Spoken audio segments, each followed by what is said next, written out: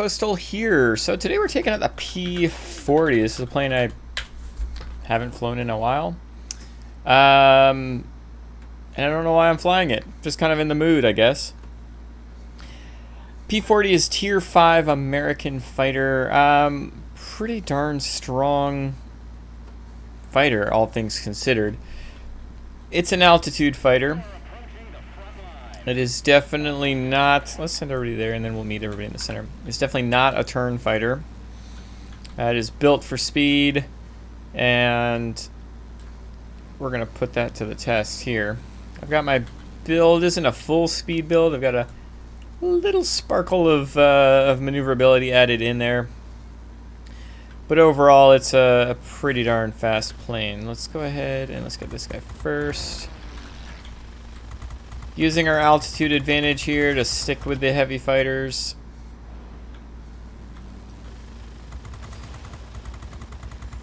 There are a lot of people that prefer this plane over the Tier 6 P-51A even, and I can see that. You've got 6 machine guns instead of 4 machine guns like you do at Tier 6. Let's take a look at what we need to watch out for. There's a Hurricane 2 on the enemy team, a BF-109B.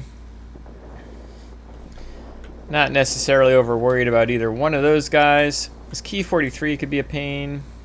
We're actually going to get the air defense aircraft first. P-43's just got oodles of turnability. As you can see, he's already turned around, but we've got oodles of speed, especially compared to him. We've just got speed in general. We're in a Tier 5 match, so we're going to be fine when it comes to speed. In a Tier 6 match, we might struggle. Might not be the speediest thing out there, but when we're top dog, we'll be fine. Hey, I'm having a conversation here.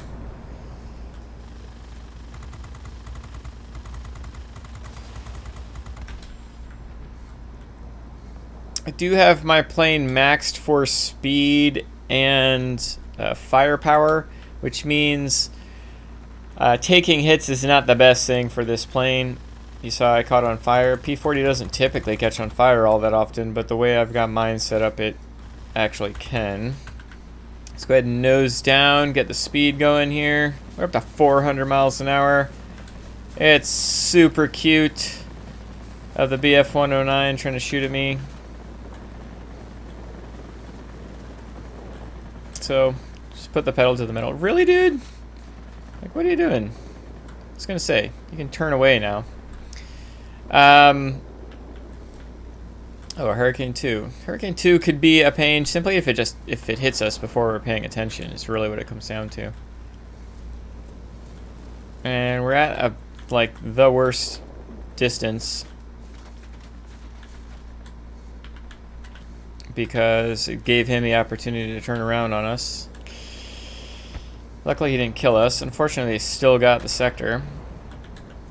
And it seems he's got his Hurricane 2 built for turnability. Maneuverability. Oh, and I'm turning the wrong way. I'm literally fighting my own yaw. But somehow that confused him. Confused me. I think he might have had pneumatic control assist going, because I've definitely got better maneuverability, it seems.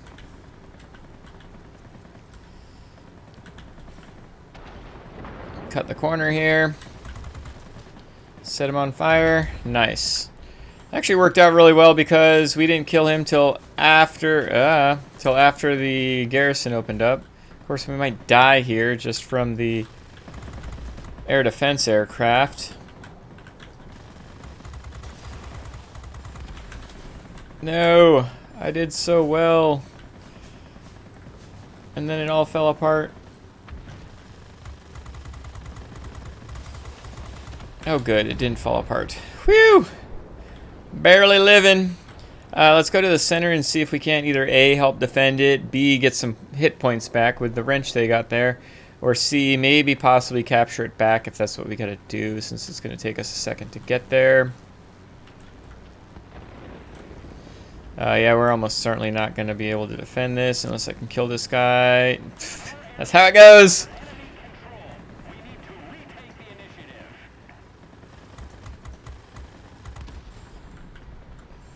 Alright, so I was gonna say we had somebody chasing us. Get this F2A possibly.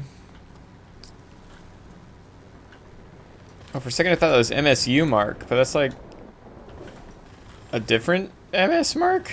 It's weird, man.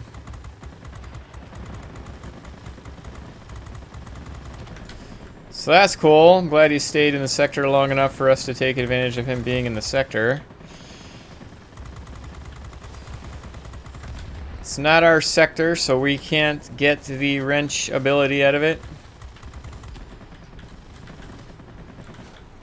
Ooh, moving so fast, I'm gonna go flying past this guy. Yep. So let's just keep moving so fast, shall we? Not usually into shooting the ground, but it's there.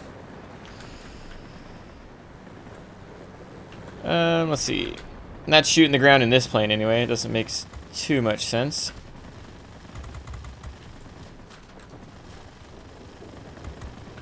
I'm really not very accurate with my machine guns right now, am I? Let's try to get these on target a little better. There we go.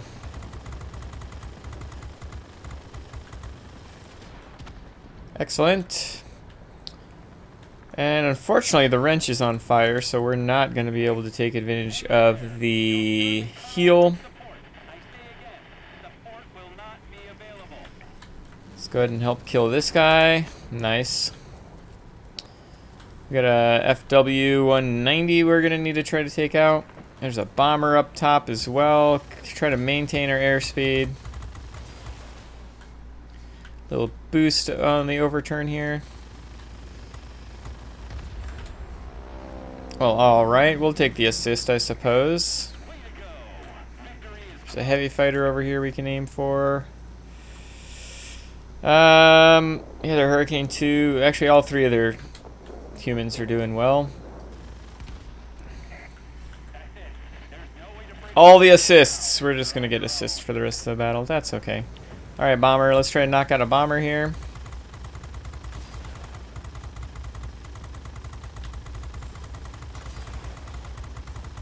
Excellent. We're up by 200 points, but they're up by sectors, so we can still lose this game. But probably not. We're going to capture that in just a second. Let's get some of that glorified American speed here. We're up to 400 miles an hour. Ooh, hello, sir. Just going to try and knock you out.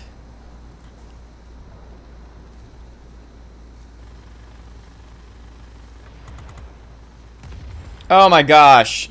I was joking about getting a frickin' Predator. I don't need all the assists. That's fine, that's fine. Yeah, they're in trouble. The enemy is definitely in trouble.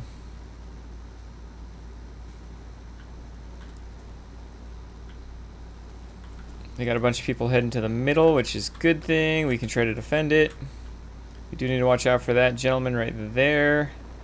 I guess he'd be the best target anyway if I go for him and then go for the plane in front of him.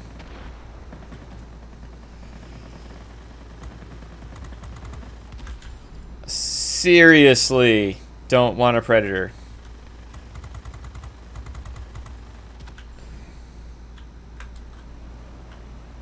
Guess it doesn't matter what I want. Don't matter what you want, Postal. I didn't get a Predator. Got a McCampbell, got a Nakamatsu. I've probably already gotten a Predator in this plane before. I wonder how many assists I got. Anyway, well-balanced plane. Let's take a look at another battle. Ah, man, I do not like this map. Well, tends to be what it tends to be. Alright, so Tier 5 battle.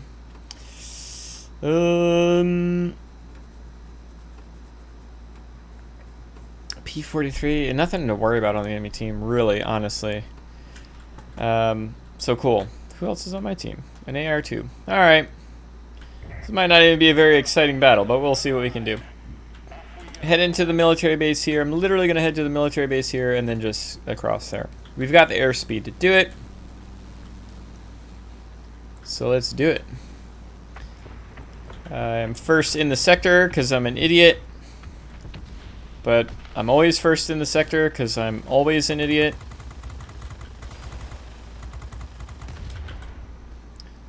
Circle over here.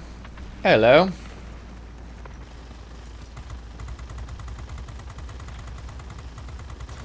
I'm in a fighter, so that's literally all I can do.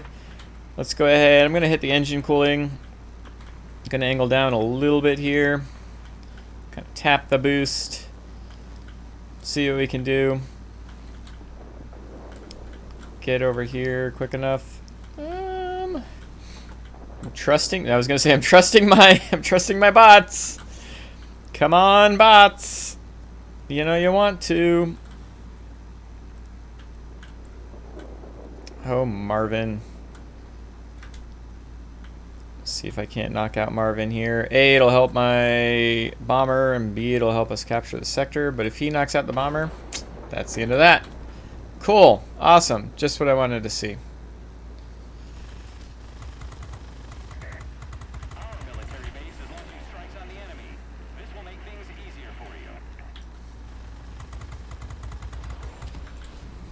So we'll knock him out just so we don't have anything to super worry about. Let's start going after... Oh, hey sir, how are you? How are we doing?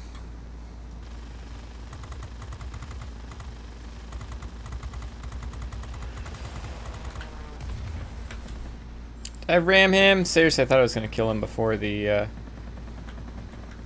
ram. But at least we killed him inside the sector and after the unlock. So we can hopefully take advantage of that. We might have... We can't flip the whole thing by ourselves. But we can certainly have a huge impact on this. Are they going to get the other garrison? My goodness. What kind of team is this? What kind of team do I have? Not a very good one. Alrighty, so... Alright, flak. Holy cow, getting more damage to me from the flak than I am from the enemies. Let's get out of this sector. Kind of tappity-tapping. I can get a garrison on my own. Seriously, where is everybody? Look at where all the blues are.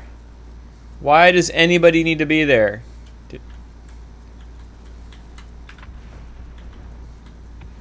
You make no sense. ABC, man. It's easy as 1, 2, 3.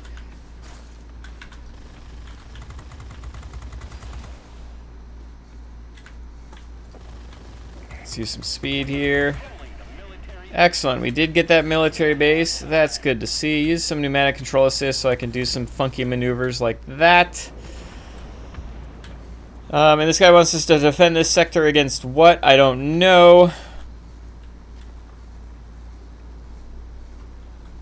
I don't know. We're down on points, but we're up on sectors, and we've got both military bases at 100%. So we've set ourselves up for pretty good success. We're about to get air supremacy. So my goal is to head down here and be a huge pain in their butts.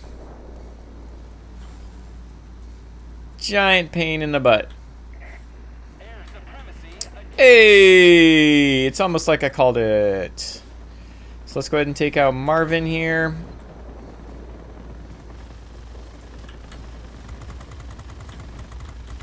Actually, I had to hit the air brakes a little bit. And then realize it was a bad idea because everybody and their brother from the red team is coming over here. Right there's everybody. Cool. Watch out for the mountain. And there's everybody's brother.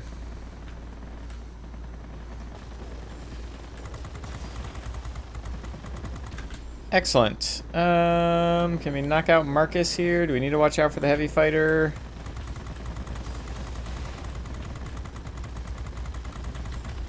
Excelente.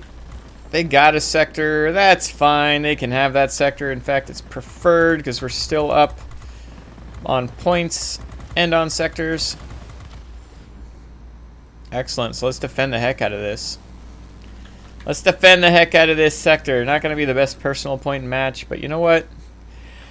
Kind of shows what you need to do, even if your team isn't working with you when you're on a map like this. Which again, I'm not really fond of this map. Typically with this map, it's the first team to capture 2 sectors. Because what typically happens is it's just 2 and 2, and then one team will capture 1, but the other one captures another one, and it just keeps flipping back and forth. So it's the first one to capture 2 sectors. Just wins by default, by 3 points or 6 points or whatever, because of rotation. We were able to have a positive impact on that. Let's head. Yeah, you know what? I'm gonna punch some bombers in the butt. We were able to have a positive impact on that simply because we came all the way over here and did whatever we could to try to flip this sector. Now we're defending it, which isn't necessarily the smartest thing, but... And I definitely need to watch out for that heavy fighter behind me. Yeah, that guy.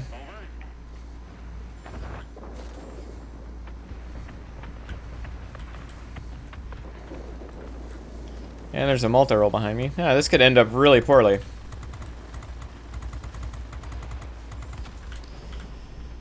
Especially with a broken wing. Oh, and it's the human. Man, I'm actually really lucky. I'm really lucky this is tier 5 and dude wasn't paying attention. I'd like to be up at higher altitude, but I'm down here, so what are you going to do about it? Nothing.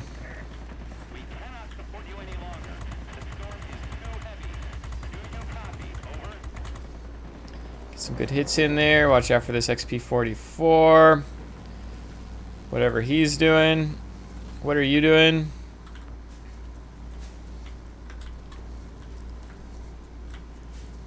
Oh, the FW is trying to shoot at me. Cool.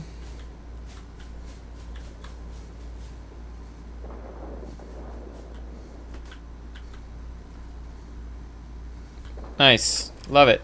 Thank you, sir.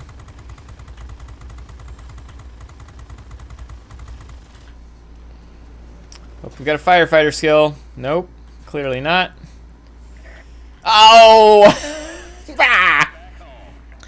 Well, that game ended up pretty well considering, yeah, just all things considered, obviously. P-40 for you. P-40 when you can keep yourself alive, but it's really important with any of the planes. Obviously we respawn, but that's the kind of impact you can have if you keep yourself alive. Let's head back. So that first battle, I was just being over dramatic. I only had 5 assists. Felt like I had 10. 15 kills. Yeah. 4 sectors captured, doing a little bit of everything that's needed. And it's one thing I really like about the P-40. It's just got a lot of flexibility. And I'm just picking on a fellow clanmate, by the way. So yeah. It's a solid plane in that regard. Let's take a look at the second battle. Alright, so that second battle we got 18 kills, a bunch of defense kills, and I don't typically use the P-40 as strictly as a defense fighter. But on that map, where they're spawning trying to go towards the military base, it was just best for me to kind of hang out there, and I felt confident that I could defend the sector. If there was a human fighter of some sort, that's where the P-40 is going to struggle in that role.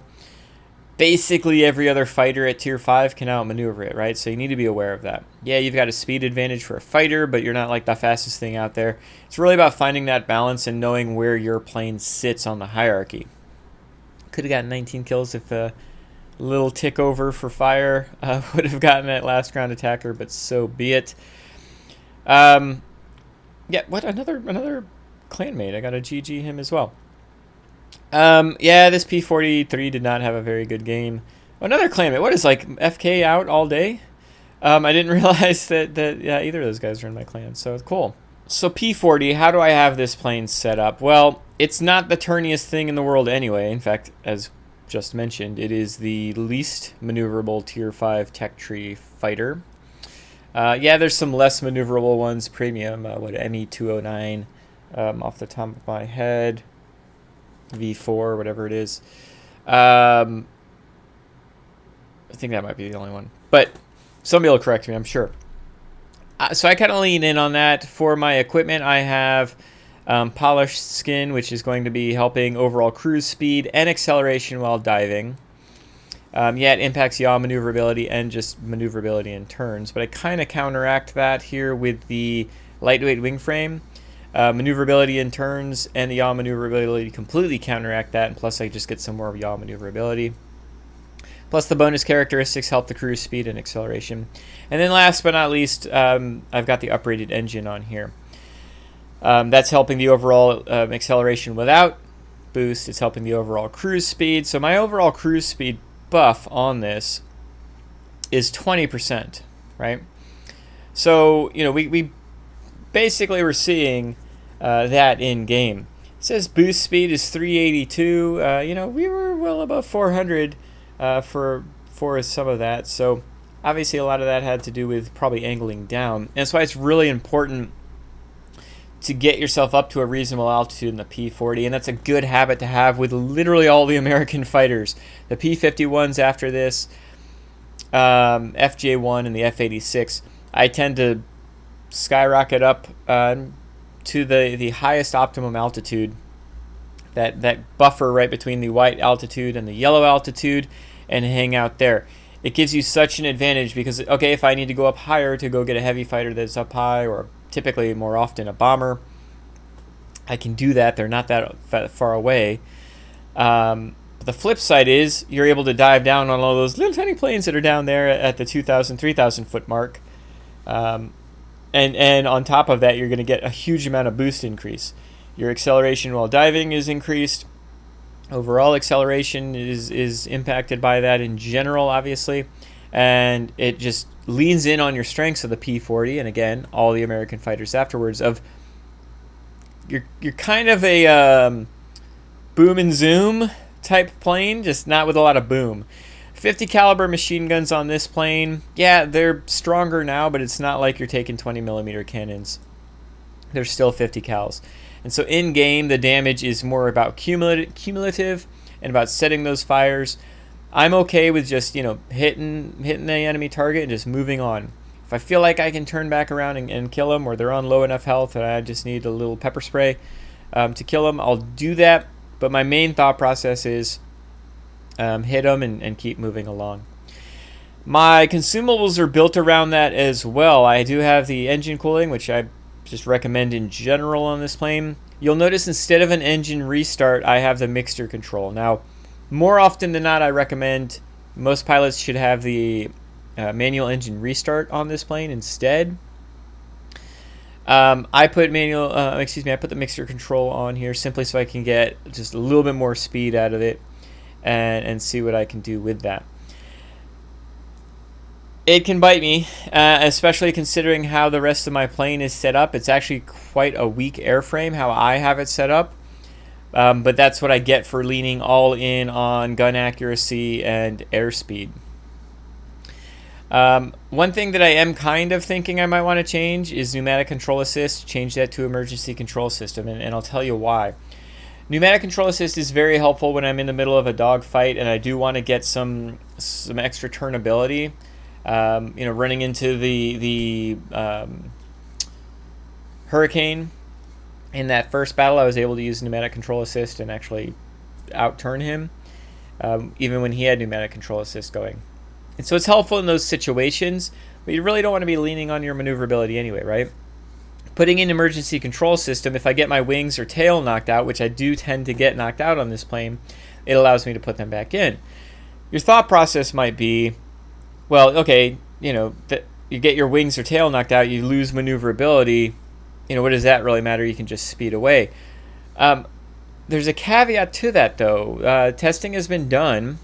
Awesome Pete specifically live streamed it, testing out what happens when your wings or tail get knocked out, and you're losing overall top airspeed is reduced. And shame on me, I forget if it was 10% or 20%, but I actually think it was 20%. Reduction in your cruise speed. That's significant when your life when your plane's built around airspeed. That's significant. So emergency control system is actually what I'm going to be changing it to for my particular plane setup here. simply because I shouldn't be getting myself into dogfight situations where I need the pneumatic control assist, and I want to lean in on that airspeed. I'll tell you how that goes, but I feel pretty confident that that's going to work out for me.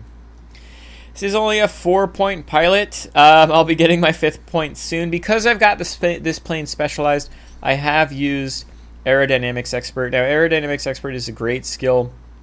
You get an increase to any positive effect for airspeed and maneuverability on your equipment. That's great because I'm specialized. I've got 3 different items that help airspeed and maneuverability. The polished skin, the uprated engine specifically for airspeed, and then the lightweight power unit for maneuverability.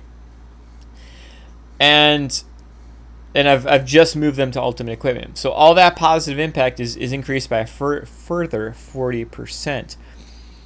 Pneumatic, this particular skill isn't as effective when you're not specialized in the P-40 because you're only going to have 2 of those slots, I think, available. And so like the impact of Aerodynamics Expert is still there, but it's not quite as significant.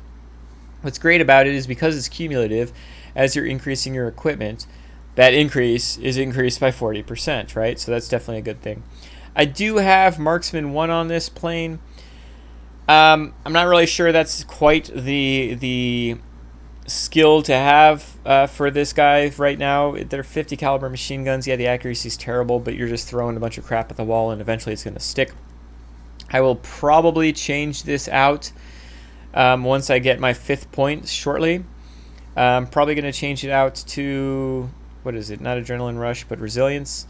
Although, honestly, Adrenaline Rush is a really good one as well. Weapon overheating's reduced. Your firing accuracy is increased every time you destroy an aircraft. So, like, if you get stuck into a battle, that could help with the accuracy. But I think a more universal impact is going to be Resilience, which repairs all critical damage, reduces engine and weapon overheating, increases your overall maneuverability and engine thrust. That happens when your aircraft hit point is total is reduced by 70%. It says when your aircraft loses 70% of your hit points, which is better verbiage than what I just said. Resilience is one of those that it can save you in a really bad situation, but it can only be used once per sortie. So once you die, you can use it again.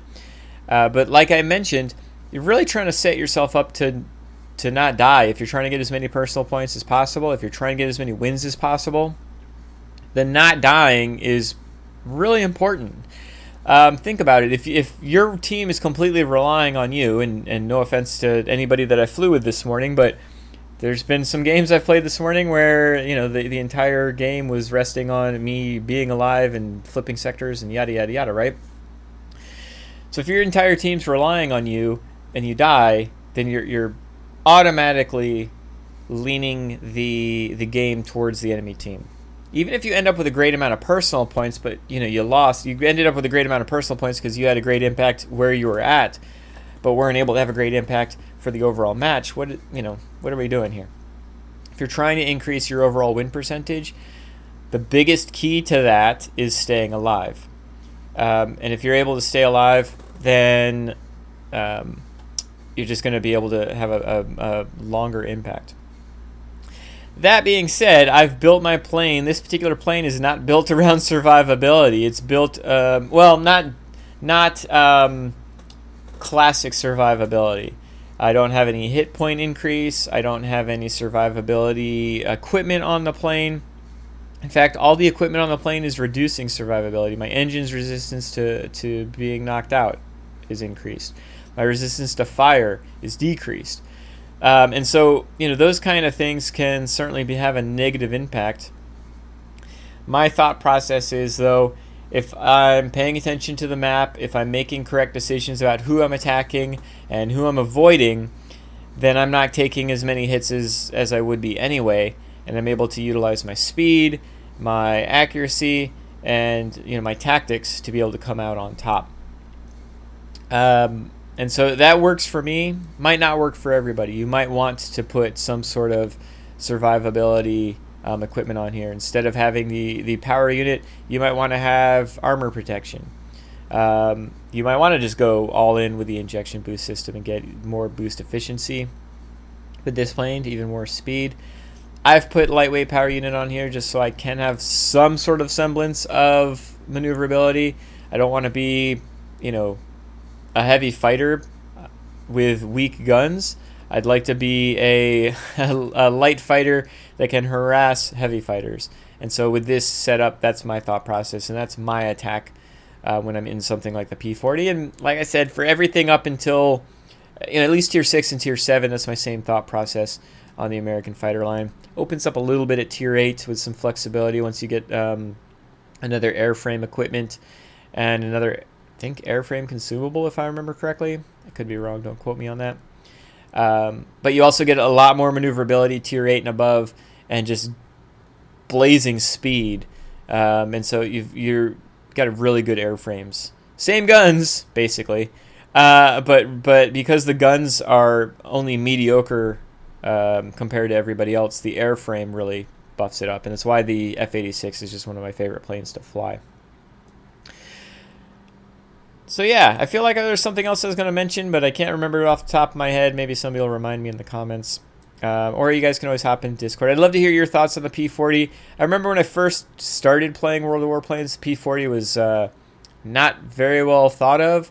But over the years, even before the gun buff, it was starting to be used as a Tier 5 fighter that was being enjoyed, especially by some of the really skilled pilots, because you've got that extra airspeed. You've got that altitude that's just not available to a lot of Tier 5 planes. You can utilize that to your advantage if you know what you're doing with the interactions. It's all about knowing what your plane's capable of compared to what you're going up against. It's paying attention to everything that's going on around you so you're not getting yourself stuck out.